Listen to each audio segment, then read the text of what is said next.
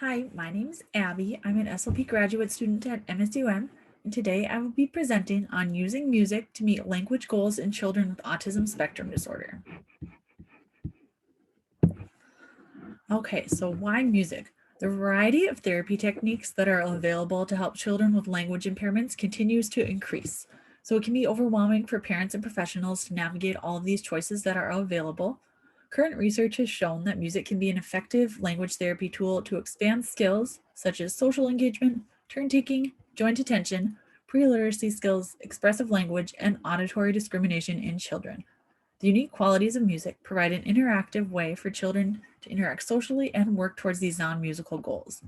So music within the context of therapy emphasizes the value of mutually created and shared world of meaning between the child and their parent and or their therapist. The child's strengths are not simply acknowledged, they become the foundation for musical play experiences that aim to expand the repertoire of social and relational experiences. So, how does music relate to language and communication? So, in order for music training to influence the development of language in children, a shared characteristic in both domains must be processed by the same network in the brain. So, research has shown that music and language are both processed in the same region of the brain, a region known as the auditory cortex. So, moreover, other brain structures, such as an area called Broca's area, which is that little area in yellow in that picture, and they both play an important role in musical processing and language development as well. So, in addition to these similarities, musical activities also include other properties that promote language development. For example, many children's songs have an emotional function that increase arousal and attention, further promoting the development of language. So, to utilize music in therapy sessions, the child and their parent or clinician can create musical experiences through instrument play, movement to music, singing, vocalizing, and songwriting to help reach therapeutic goals. As clinicians and parents, we can also use other techniques that we may already be familiar with, such as pausing to allow the child time to respond, or pulling back our direction to allow the child a chance to work more independently. So here are some sample goals that could be targeted using music. So the child will appropriately take turns during a song. They'll be able to correctly sequence a song's storybook with beginning, middle, and end, or they'll be able to fill in the blank during a song with one word left out. So next, we're going to go over some of the do's and don'ts of using music in therapy. So the first do is to set the stage for success. So really look at your environment and cover up any distractions. Like if there's toys or iPads or a bookshelf, either put it away, or if you can't put it away, you could grab a sheet and cover it up. So another do would be to use simple percussive instruments like little rhythm sticks or maracas or tambourines are all great as well. Just try them out and see what the child really likes and create music together. Another do is to sing and use your voice. You might not feel like you've got a great singing voice, but it really doesn't matter. Just sing out, be expressive, have fun, and it will really help bond with the child and motivate them.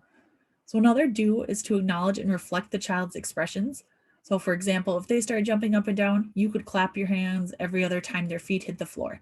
Or if they start vocalizing, vocalize back at them, the same thing that they just did.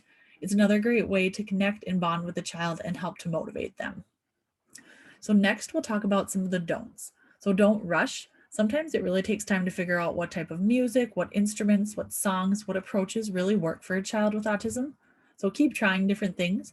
Don't feel like you have to learn everything in just one 30-minute session or just nail it the first time you try it. Just keep trying. Don't forget to be sensitive to the child's sensory needs. For example, they might have hypersensitive hearing, so a tambourine would be really harsh for their ears. So you really want to make sure you're sensitive to that. Like if the child starts covering up their ears, either pull back the volume or change up the instrument and just try different things. So another thing to watch out for is that a lot of children with autism tend to stem off of certain objects, such as the little jingles on a tambourine. So if you see the child stemming off of a particular instrument, maybe exclude that instrument next time so you don't have to worry about pulling their attention away from that particular instrument. Another don't believe you have to be a musician to use music. So just have fun, use simple instruments, and sing out. You really don't have to be a musician to connect with children with autism to help them reach their goals.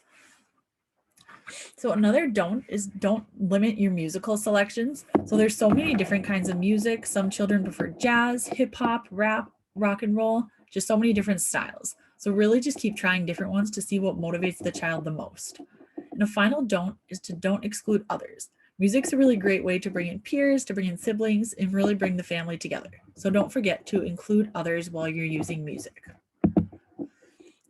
So next, let's practice. Here's a simple song that could be used in therapy. It could be used in either a group or an individual setting.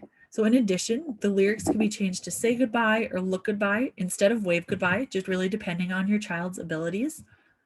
So this particular song is to the familiar tune of Are You Sleeping? And it addresses social skills such as the routine of saying farewells, eye contact, peer initiation, joint attention, and imitation. So this next slide is really just a takeaway. It shows an example of some children's songs that could be printed out and put together with a binder ring, such as this little book here with the binder clip at the top. And it's a good tool to keep on hand for when you're looking for a quick and easy activity to use with your child. So all of these songs are pretty familiar tunes, and they're often very motivating and engaging for children as well. And then here are my references. Thanks for listening.